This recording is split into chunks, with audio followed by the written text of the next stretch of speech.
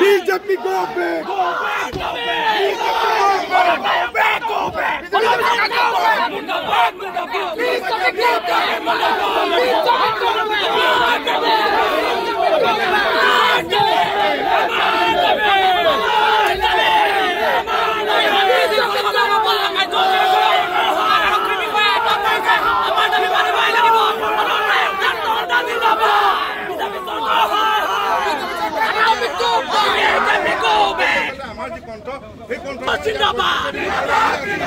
আসনখন সংৰক্ষণ মুক্ত কৰিবলৈ দাবী জনোৱাৰ পাছত কিন্তু আজি এই হিটলাৰী শাসনৰ যিখন বিজেপি নেতৃত্বাধীন চৰকাৰ এই চৰকাৰখনে আমাৰ যি গণতান্ত্ৰিক প্ৰতিবাদ ইয়াৰ মুখীমুখ কৰিবৰ কাৰণে আৰক্ষী প্ৰশাসনক ব্যৱহাৰ কৰি আজি আমাক আটক কৰিছে। কিন্তু এটা কথা স্পষ্ট, আমাক আটক কৰি আমাৰ যি কণ্ঠ এই কণ্ঠ তেওঁলোকে ৰোধ কৰিব নোৱাৰে।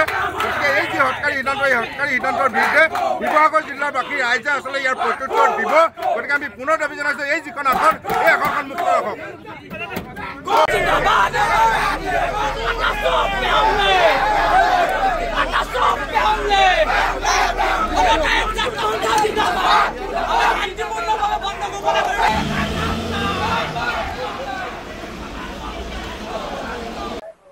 হয়, ইতিমধ্যে আমি আজি সদৌ টাইমছ ছাত্ৰসন্থাই যি 12 ঘণ্টীয়া শিৱসাগৰ জিলা বন্ধ আহ্বান কৰিছিলোঁ।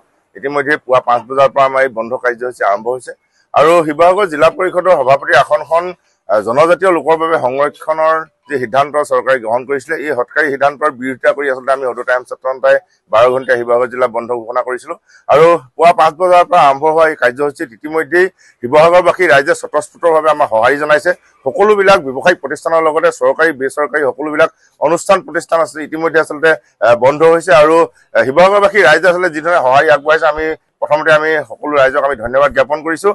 আৰু আমি আটাইচোৱে আচলতে বিশেষ যিবিলাক সেৱা আছিলে এই সেৱাবিলাক ইতিমধ্যে আমি ৰেহাই দিছোঁ বুলি আমি কালিয়ে ঘোষণা কৰিছিলোঁ। আৰু লগতে যিহেতু শাওণ মাহৰ সোমবাৰ শিৱসাগৰ শিৱদৌলত আচলতে বলবমৰ যিসমূহ ভক্ত আহে সেই ভক্তসমূহ আচলতে হাজাৰ হাজাৰ ভক্তৰ ইয়াত সমাগম ঘটে।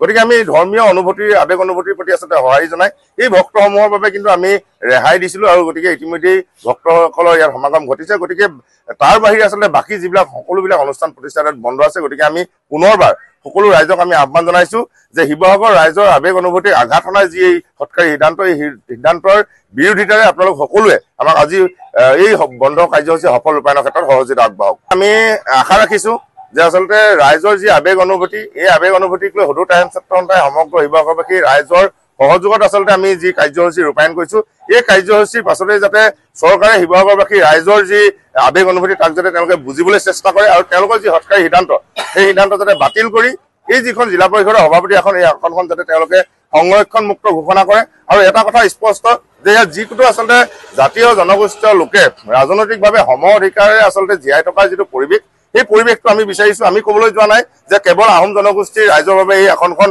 সংৰক্ষণ কৰক, আমি কৈছোঁ যে মুক্ত ৰাখক যাতে যিকোনো ধৰ্মৰ যিকোনো জাতি জনগোষ্ঠীয় লোকে আচলতে ইয়াত এই আসনখনত অধিষ্ঠিত হ'ব পৰা যিটো ৰাস্তা সেই ৰাস্তাটো যাতে মুকলি থাকে।